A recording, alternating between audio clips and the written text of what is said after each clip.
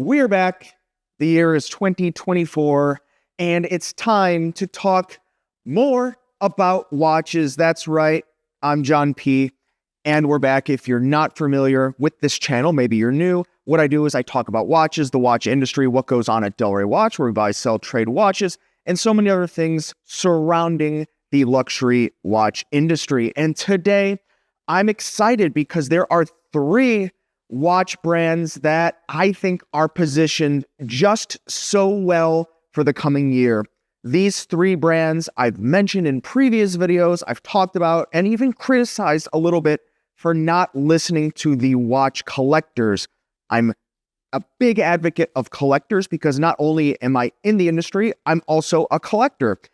So, of course, I like to see the brands listen to what we have to say because not only selfishly, but I think it's good for them as a going concern, as a company into the future, to offer things to the people that are the most vocal about their products, right? The enthusiasts. Casual buyers are not as enthusiastic as an enthusiast. It's in the actual name, right? Go figure. But actually, today on the wrist, I have a Panerai new addition to my collection on a very cool strap. We'll talk about this in a second. It's the 40 millimeter Luminor Marina Quaranta with the white dial. This is the 1271. I think I'll probably do a hands-on review of it in the coming future because I've been having a lot of fun with it. It's a recent addition to my collection. So these three brands, let's talk about them here. The first brand that I think we need to look out for this year and probably the next year as well. This might take a little bit of time to set up, but I see the signs. This is Panerai. Now, I've been critical of Panerai over the last so many years because I kind of thought that they got stuck in a rut, producing more of the same, not really listening to collectors. They kind of tried with the Douai, their more casual watch that did not have a screw-down caseback. It had a snap-on caseback that looked like a screw-down caseback. Collectors were up in arms about this. They came out with different sizes of the Douai, 38 millimeter. They put it on a bracelet. They tried calling it the Piccolo. Panerai kind of went that metro, unisex way that some brands are pulling off very successfully, but it didn't seem to go over well for the brand. And now they're back making things for that kind of Panerai guy collector. Of course, anyone can wear their watches. You don't have to be a guy. You can be anyone. But that just seems to be what I see in the types of people that I see gravitate towards the brand. So I think that Panerai is recovering here. You can look at their collection. Go to the Panerai website. There'll be some pictures here. And of course, I'm wearing one as well. But I think their new 40 millimeter Luminor Marina brings you a lot of the original styling cues of that Panerai watch that we all know and love, but a different form factor, a thinner case, different dial ways combinations. They have, a dual time option. There's many options now, and I like to see this, but it's not only the watches I see them improving on and giving collectors what they want. Also, the straps. They are finally waking up to the fact that Panerai is the strap brand.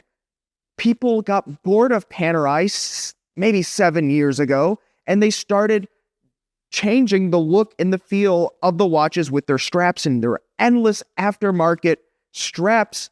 But Panerai took so long to just come to that realization. They were stuck in the same mindset as a lot of Swiss brands get stuck, which is our way or the highway, take it or leave it, right? A la Rolex. They were borrowing a play directly out of their playbook, and it didn't work. People wanted to put different straps. And this kind of colorful, funky strap is from Panerai. They actually, go figure, make their accordion rubber straps in a bunch of different colors now, different sizes, different buckles. They've improved the buckles a ton. They have hot swap buckles. Not only do they have hot swap capabilities for the changing of the strap, also the changing of the buckles. They have different buckle sizes. I think they're really on a great trajectory here. It took them long enough, but they're owned by a very large corporation, publicly traded, Richemont, and perhaps they just can't move as quick and nimble as the microbrands can. So I like to see it, but that takes us into the customer service. This is a reason I also think that they are positioned so well for just captivating collectors once again. I had a great experience with the Panerai Boutique in Worth Avenue in Palm Beach. I'll go ahead and give them a shout out. I'm in no way connected to them in any way. I'm not going to mention any names, but I was pleasantly surprised by how well they treated every single person that went in and out of that door, whether or not they looked like they could buy a watch or not, whether or not they even asked to buy a watch. And also just buying the straps there, the customer service was phenomenal. And I think if that is something to be experienced across the board from Panerai boutiques, that is really going to set the brand up for success, because as we know, and I see it in the comments and I talk with so many collectors out there, many brands and the boutiques of the brands, maybe because of the lack of supply, they haven't treated each customer that well because they knew they couldn't make a sale. And when you get positions of commission only or base plus commission, heavily weighted to commission, oftentimes there's really not a great incentive for them to treat you well. They should, right? Everyone should be treated nice. That sounds great, but unfortunately, that's what a lot of collectors experience at different brand boutiques. So I see Panerai really killing it here, starting the year off right for the year 2024. Let me know in the comments below. Let's keep an eye on that, and also keep an eye in the future when I do more of a hands-on review of this 40 millimeter Quaranta size. Now that takes us into another brand starting with the letter P, and this is Piaget. Now, I know what you're thinking.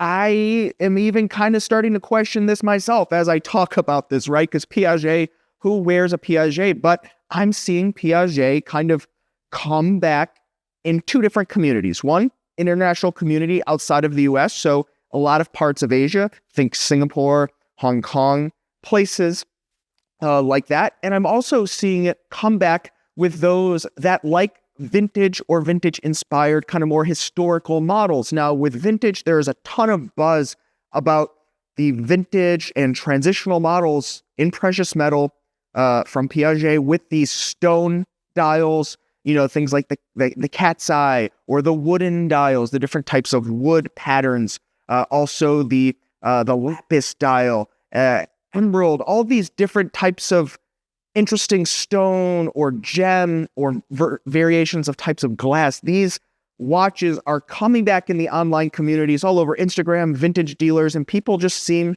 to can't get enough of these vintage Piaget, and Piaget is even kind of teasing that they're going to be coming out with a little bit more of this style of watch, and I think it's cool to see. I think Piaget has been overlooked, and their watches have been selling for pennies on the dollar for far too long. Considering the quality of the watch, think of the Altiplano, this super slim line mechanical watch that is just phenomenally skeletonized, beautiful, many variations of this watch. People don't want it. Go figure. But that's changing, I think, and we should look out for it this year. And also, Piaget has been coming out with more mid-size watches that I think are more appealing to more traditional men on average, right? Like a mid-size Piaget Polo S 36 without a gem set dial. They had one that they came out with 2 years ago, but just this past year, towards the end of the year, they came out with a non-gem set dial variation of the watch, which is why I believe they are doing much better in places like Asia, and that should carry over to the rest of the world as they kind of pick up speed. I think they're grabbing kind of the low-hanging fruit in terms of where their markets, where they seem to get traction the best. Makes sense, but let's keep an eye out for Piaget in the future. I genuinely would like to see them produce some watches because I think they make a great watch. Let me know what you think. Comments below. And last, this is taking us into a Swatch Group brand, not Omega, not Longines.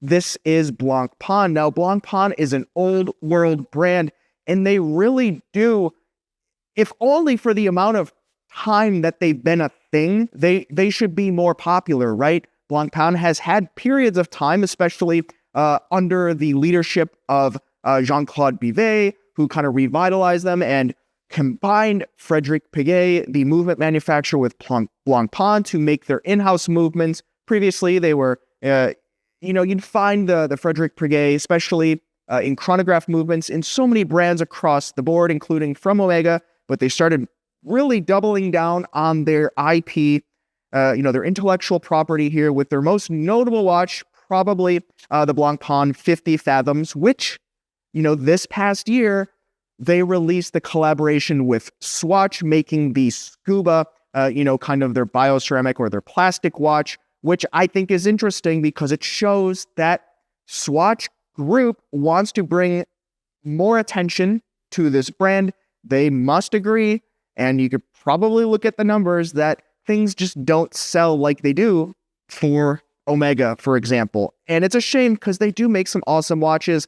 I think the watch that they also released, which was a rather silent release and very overlooked, but I think very respectable and more than attractive enough for collectors to put it in their collection, but they still are kind of tiptoeing.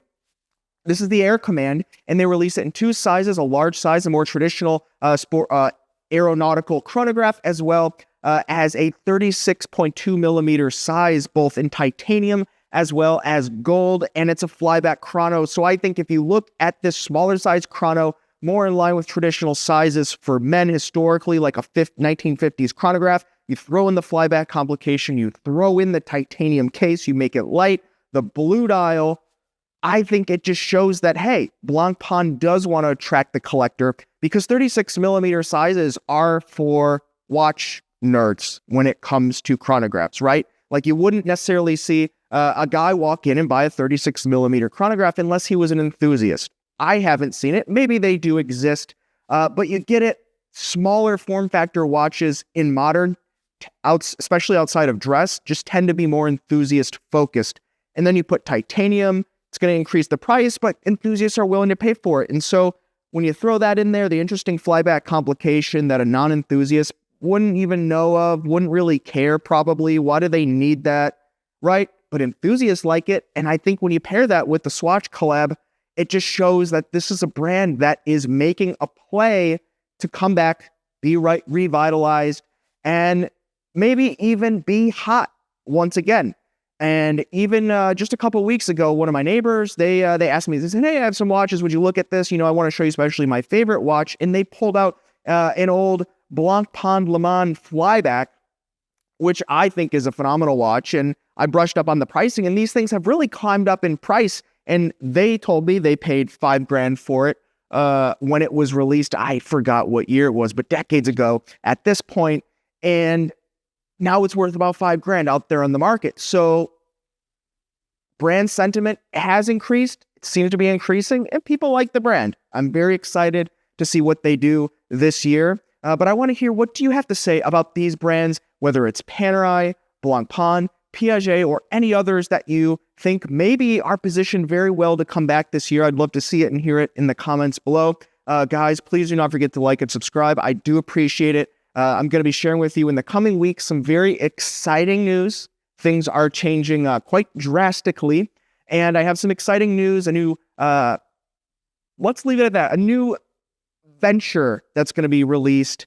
Just a little bit of a teaser here for you. It should be very exciting. I think many of you will definitely benefit from this a lot. So make sure to follow me, stay tuned, because this year is going to be a very exciting year. Thanks again, guys, for being with me another year, and we'll see you next time. You've been chatting with John P.